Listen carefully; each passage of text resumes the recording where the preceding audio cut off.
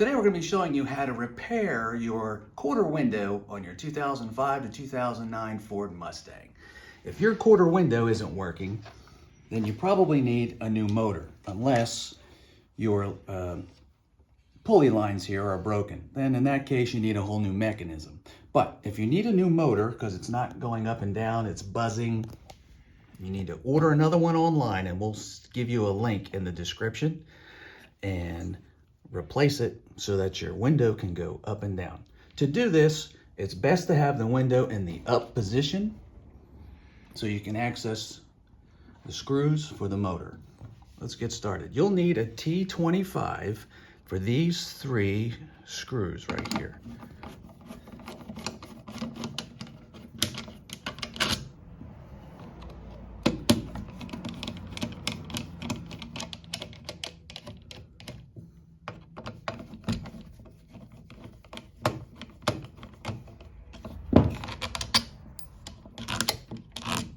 Okay, and then just wiggle it out. All right, and that's your motor. So you have to place this back in and make sure it's lined up correctly. There you go.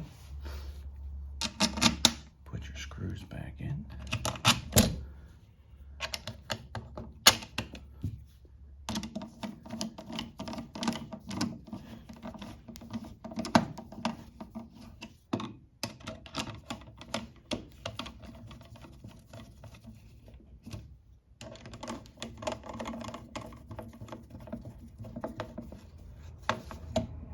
Now you have these in, tighten them up. So if your window's not going up or you hear a buzzing noise from the motor, this is what you have to replace.